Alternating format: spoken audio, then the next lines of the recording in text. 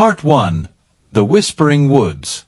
The forest was alive with the sounds of rustling leaves and distant bird calls, a symphony of nature that had played for centuries.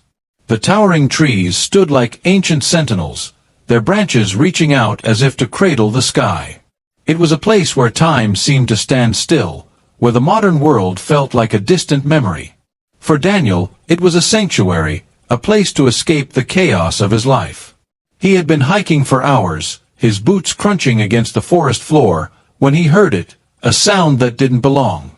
At first, it was faint, almost imperceptible, like the whisper of the wind through the leaves.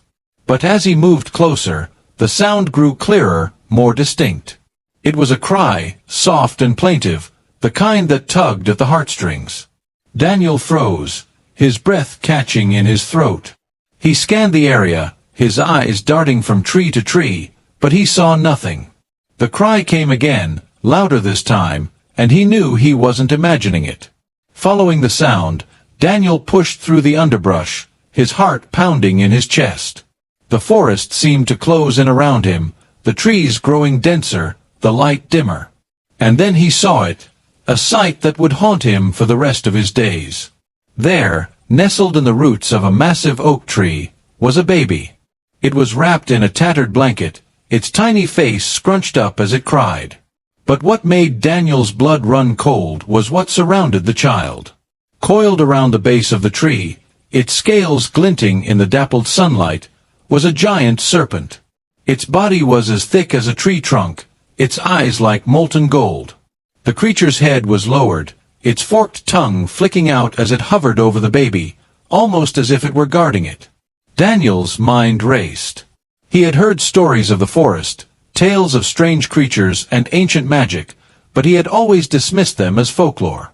Now, standing before this impossible scene, he wasn't so sure. The serpent's gaze shifted to him, and he felt a chill run down his spine. It didn't attack, didn't even hiss. It simply watched him, its eyes unreadable. For a moment, Daniel was paralyzed, caught between fear and fascination. But then the baby cried again, a sound so full of desperation that it broke through his fear. He took a cautious step forward, his eyes never leaving the serpent. The creature didn't move, didn't react. It was as if it were waiting for him to make the next move. With trembling hands, Daniel reached down and picked up the baby. The child was lighter than he expected, its body warm against his chest. The serpent watched him, its head tilting slightly, but it made no move to stop him.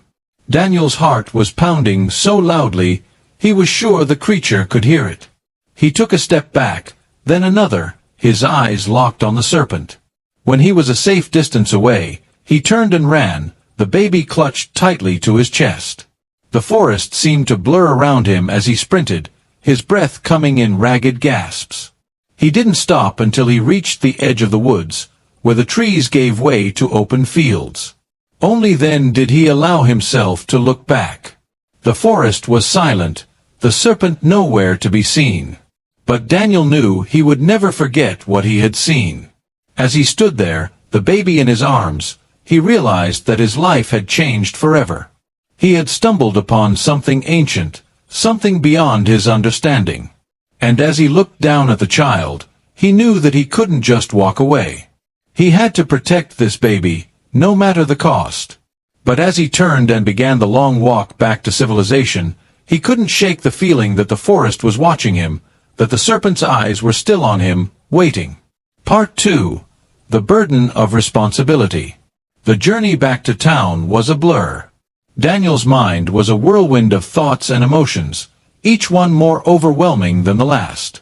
The baby in his arms was quiet now, its tiny face peaceful as it slept. But Daniel couldn't shake the image of the serpent, its golden eyes burning into his soul. He felt as though he had been marked, chosen for something he didn't understand. When he finally reached the outskirts of town, the sun was beginning to set, casting long shadows across the landscape. He hesitated, unsure of what to do next. He couldn't just take the baby to the police. What would he say? That he had found it in the forest, guarded by a giant serpent? They would think he was crazy. And yet, he couldn't just leave the child. He had already made a promise, even if it was only to himself. With a deep breath, Daniel made his way to the small clinic on the edge of town. It was a modest building, but it was the only place he could think of where the baby might be safe. As he pushed open the door, the nurse at the front desk looked up, her eyes widening in surprise. "Daniel, what are you doing here?" she asked, her voice tinged with concern. Daniel hesitated, his grip tightening on the baby. I found this child in the forest," he said, his voice barely above a whisper.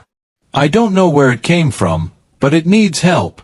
The nurse's eyes softened, and she quickly came around the desk to take the baby from him. "Oh, you poor thing," she murmured, cradling the child in her arms. "Don't worry, we'll take care of you." As the nurse tended to the baby, Daniel felt a wave of relief wash over him. But it was short-lived. The nurse turned to him, her expression serious. "Daniel, you need to tell me everything. Where exactly did you find this baby? Was there anyone else around?" Daniel swallowed hard, his mind racing. He knew he couldn't tell her the truth, not all of it. "I was hiking in the forest," he said carefully. "I heard a cry and found the baby alone, wrapped in a blanket. There was no one else around." The nurse studied him for a moment, as if she could sense that he was holding something back. But she didn't press him. Instead, she nodded and said, "We'll need to contact the authorities, but for now, the baby is safe here." "You did the right thing, Daniel." Daniel nodded, but he couldn't shake the feeling of unease that had settled in his chest. He had done the right thing, hadn't he?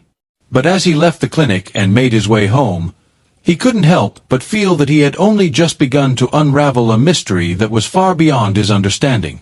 That night, Daniel lay in bed, staring at the ceiling. Sleep eluded him, his mind replaying the events of the day over and over again. The baby, the serpent, the forest, it all felt like a dream, but he knew it was real. And he knew that he couldn't just walk away.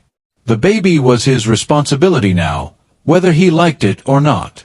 But as he finally drifted off to sleep, he couldn't shake the feeling that the forest was calling to him, that the serpent was waiting for him to return. Part 3. The Mark of the Serpent. Days turned into weeks, and Daniel found himself drawn back to the forest time and time again. He told himself it was just to clear his head, to escape the noise of the town, but deep down, he knew it was more than that. The forest had a hold on him, a pull that he couldn't resist. And every time he entered its depths, he felt the presence of the serpent, watching, waiting.